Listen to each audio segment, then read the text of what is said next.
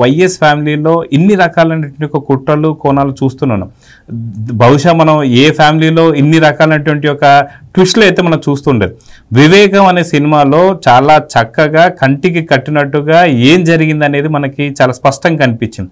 అయితే అదే సినిమాలకు సంబంధించి చూసుకుంటే భారతిరెడ్డి గారి యొక్క నాన్నగారు ఇప్పటికి చనిపోయారు, ఇంకా చాలామంది చనిపోతూ వస్తున్నారు. ఈరోజు చాలా చిన్న వయసు అయినటువంటి ఒక అభిషేక్ రెడ్డి లింగాల మండలానికి సంబంధించి వైసీపీ అధ్యక్షుడి కింద కూడా చూస్తున్నాం. అయితే ఎందుకని ఇంత చిన్న వయసులో చనిపోవడం జరిగింది? ఎన్నోసార్లు మీడియాలో వైఎస్ ఫ్యామిలీ ఎవరు పలకరించలేదు, జగన్ పలకరించలేదు అన్న దానికి గతంలో వెళ్ళి పలకరించడం కూడా మనం చూసాం. సో దీన్ని ఎలా చూడాలంటారు? ముందుగా వైఎస్ వివేకానంద రెడ్డి గారు మార్చి 15, 2019 చనిపోవడం కూడా జరిగింది. చంపేశారు, చనిపోవడం కాదు చంపేయడం కూడా జరిగింది. అది కనుక ఒకసారి మనం జ్ఞప్తి తెచ్చుకుంటే, చనిపోయిన తర్వాత మొట్టమొదటిగా ప్రపంచానికి తెలిసింది గుండెపోటుతో మరణించాడు అని చెప్పిన వ్యక్తి వివేకానంద రెడ్డికి సంబంధించి దగ్గర బంధువు, ఇప్పుడు లోక్సభ సభ్యుడు అవినాష్ రెడ్డి, అట్లాగే విజయసాయి రెడ్డి. వీళ్ళ ద్వారానే ప్రపంచానికి మొట్టమొదట గుండెపోటు అని చెప్పింది. ఒక ఆయనేమో రాజ్యసభలో ప్రాతినిధ్యం వహిస్తున్నాడు, ఒక ఆయనేమో లోక్సభలో ప్రాతినిధ్యం వహిస్తున్నాడు. ఇద్దరూ పచ్చి అబద్ధాలే చెప్పారు, అంతే కదా. అంటే అక్కడ అంత రక్తపు మడుగులో ఉండి అన్ని గాయాలు కనబడుతూ అన్ని దగ్గరుండి పరిశీలించకుండానే వచ్చేతల్లి అన్ని కట్లు కట్టినా కూడా వైఎస్ జగన్మోహన్ రెడ్డి గారికి ఎన్ని గొడ్డల దెబ్బలు తగిలినాయి, ఏ విధంగా తగిలినాయి, వెనక ముందు తగిలిందా ముందు తగిలిందా తెలిసిన తర్వాత అక్కడ ఉండి ఆ సన్నివేశ అంటే మామూలుగా చనిపోయిన ప్రదేశంలో దగ్గరుండి చూసిన వీళ్ళకి మాత్రం గుండెపోటుగా కనపడింది. ఇది గమనించుకోవాల్సిన అంశం. దాన్ని తర్వాత రకరకాలుగా వాళ్ళ కుమార్తె గారు వచ్చి అనుమానాస్పదంగా ఉంది కాబట్టి పంచనామా కోరిన తర్వాత అది హత్య అని చెప్పని అప్పుడు కళ్ళు తెరిచి మామూలుగా ఇది చంద్రబాబు నాయుడు గారి ఆధ్వర్యంలో జరిగినాయి, దీనికి చంద్రబాబు నాయుడు గారు లోకేష్ బాబు గారు బాధ్యులు, దానికి సహకరించిన వాళ్ళు ఆదినారాయణ రెడ్డి అలాగే బీటెక్ రవి అని చెప్పని చూడటం కూడా జరిగింది. ఇక్కడ గమనించుకోవాల్సిన అంశం ఏంటంటే, దానికి సంబంధించి 2-3 రోజులు పుంకాలుగా వాళ్ళ సాక్షి దినపత్రికలో కావచ్చు, సాక్షి ప్రసార మాధ్యమంలో కావచ్చు ప్రచురించారు.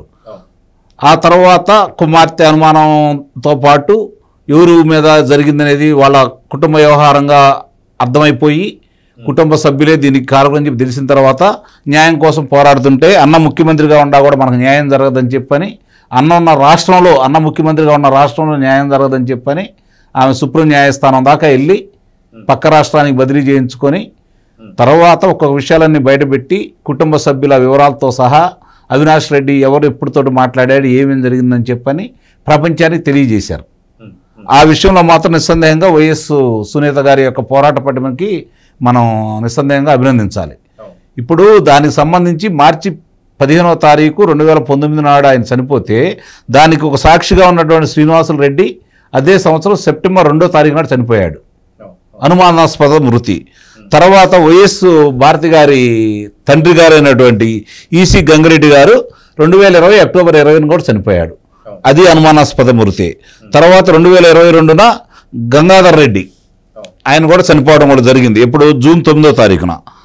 మరి తర్వాత చూసుకుంటామంటే ఇప్పుడు మన అంటే వైఎస్ వివేకానంద రెడ్డి గారి హత్య ఇది హత్యలా కనపడుతుంది, చాలా అనుమానాస్పదంగా ఉందని చెప్పని సిబిఐ వాళ్ళ దగ్గర సాక్ష్యం ఇచ్చినటువంటి అభిషేక్ రెడ్డి నిన్న చనిపోవడం కూడా జరిగింది.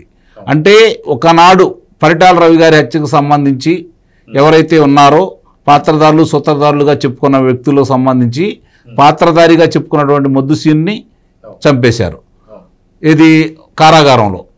అతన్ని చంపేసిన అతను చనిపోయాడు, దానికి సంబంధించిన వాళ్ళు చనిపోయారు. అట్లా వరుసనే ఎవరైతే సాక్షులు ఉన్నారో ఎవరు ఈరోజు చెప్పుకోవడానికి మరి రాకుండా అందరినీ చంపేశారు.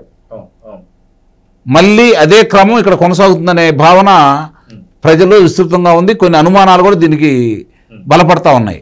ఇప్పుడు ఒక్కసారి కన్నా మనం చూసుకుంటా ఉంటే ఆ రోజు చనిపోయినప్పుడు ఏకుందాన 3:30-4 గంటలకే వాళ్ళకి తెలిసిందని, ఆ ప్రాంతంలో చనిపోయినప్పుడు అవినాష్ రెడ్డి ద్వారా ఫోన్ కాల్ వెళితే భారతి గారు మాట్లాడారని చెప్పని గూగుల్ టేక్అవుట్ ద్వారా వీళ్ళు సేకరించిన దాని ప్రకారం చెప్పడం కూడా జరిగింది. దానికి ముందుగా అజయ్ కల్లాం రెడ్డి గారు చెప్పడం కూడా చెప్పింది, తర్వాత ఆయన మాట మార్చడం కూడా జరిగింది. ఆ రోజు వాళ్ళు అంటే ఈ ఎన్నికల కార్యక్రమంలో భాగంగా మంత్రాలు జరిపేదానికి వాళ్ళ ఇంట్లో ఉన్నప్పుడు ఇలా ఫోన్ వచ్చింది, ఈయన పైకి వెళ్ళాడు అని చెప్పి మళ్ళీ తర్వాత మాట మార్చడం కూడా జరిగింది. సరే, దానికి సంబంధించి తెలిసిన తర్వాత తీరిగ్గా ఆయన ఎన్ని గంటలకు బయలుదేరి సొంత బాబాయ్ గారు హత్య జరిగితే చూడటానికి వచ్చాడు. ఇది గమనించుకోవాల్సిన అంశం. ఎలా వచ్చాడు? మామూలుగా ఏదన్నా ఉంటే హెలికాప్టర్లోనూ అంత విమానంలో వెళ్ళే వ్యక్తి అక్కడ రావడానికి కారులో నిదానంగా తీరిగ్గా రావడం కూడా జరిగింది. ఈలోపు ఆయన ఖననం చేసే కార్యక్రమాలు మొదలుపెట్టారు. అంత స్పష్టంగా రక్తపు మడుగులు అన్ని కనపడతా ఉంటే, రక్త మడుగులు ఆయన దేహం కనపడతా ఉంటే, బాత్రూంలోనూ అట్లాగే బెడ్రూమ్లో కూడా అట్లా కనపడతా ఉంటే, తల మీద అన్ని గాయాలు, గుండెల మీద గాయాలు కనపడతా ఉంటే వాళ్ళు దాన్ని కుట్లు కట్టాల్సిన అవసరం ఏమొచ్చింది? ఇది తీవ్రంగా పరిగణించాల్సిన అంశం. తర్వాత దానికి కుమార్తె రాకతలికే ఖననం చేయాలనే కోరిక ఎందుకు కలిగింది? ఇవన్నీ కూడా ఆలోచిస్తే ఇది ఒక పథకం ప్రకారం కావాలని రాజకీయ లబ్ధి కోసం జరిగిందనే తర్వాత మనకి తెలుస్తూ ఉంది. ఆ ప్రాంత ప్రజలకు మాత్రం అప్పుడే తెలుసు.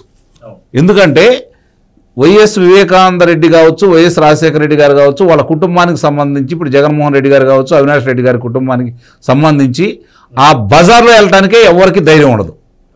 చీమ కూడా వెళ్ళదు వాళ్ళ అనుమతి లేకుండా. మరి అలాంటిది రాజశేఖర రెడ్డి గారి తమ్ముడిని, జగన్మోహన్ రెడ్డి గారి బాబాయిని బయట వాళ్ళు వచ్చి హత్య చేశారంటే ఎవరైనా నమ్ముతారు? అక్కడ వాళ్ళు నిస్సందేహంగా నమ్మలేదు. అప్పటికి నమ్మలేదు. ఇప్పుడు వాళ్ళకి విషయాలు తెలిసినాయి, క్షుణ్ణంగా ప్రపంచానికి తెలిసింది. ఆ రోజు వాళ్ళ చేతుల్లో పత్రిక ఉంది కాబట్టి, ప్రసార మాధ్యమం ఉంది కాబట్టి, తెలుగుదేశం పార్టీ వాళ్ళ మీద దాడి చేస్తూ ఉంటే అధినాయకుడి మీద వీళ్ళు మిన్నకుండా కూర్చున్నారు కాబట్టి దాన్ని వాళ్ళు అలుసుగా తీసుకున్నారు. ప్రజలను నమ్మించగలిగారు. నిజమేం చెప్పి నమ్మే ప్రజలు ఉంటారు కదా, సహజంగానే నమ్మారు కాబట్టి వాళ్ళకి అఖండ విజయం చేకూరడానికి, అతను ముఖ్యమంత్రి కావడానికి ఒక ప్రధాన కారణం కూడా వైఎస్ వివేకానంద రెడ్డి గారి హత్య. ఇది కాదనలేని సత్యం. మరి ఇంత జరుగుతూ ఉంటే, ఈరోజు సాక్షులందరూ ఒక్కోళ్ళు చనిపోతూ ఉంటే, అనుమానాస్పదంగా చనిపోతూ ఉంటే, ఇతని గురించి కూడా గతంలో అనారోగ్యం పాలైనప్పుడే అనుమానం వ్యక్తం చేయడం కూడా జరిగింది, నిన్న చనిపోవడం కూడా జరిగింది. కాబట్టి ప్రజలు అనుకునేదాన్ని మనం కూడా, అంటే ఆధారాలు కనపడుతున్నాయి కాబట్టి నమ్మాల్సిన పరిస్థితి ఏర్పడుతుంది. ఏదైనా ఒక మనిషి చనిపోవడం అనేది బాధాకరమైన విషయం ఇంత చిన్న వయసులో. అభిషేక్ రెడ్డి చూడాలి మరి ఈ న్యాయానికి సంబంధించి, అతని హత్యకు సంబంధించి పరిశోధన చేసే సంస్థలు ఏ విధంగా వెలుగు చూస్తాయి, దీని గురించి ఏ విధంగా వెలుగు తీస్తారని చూడాలి. Please subscribe to Leo news for more videos.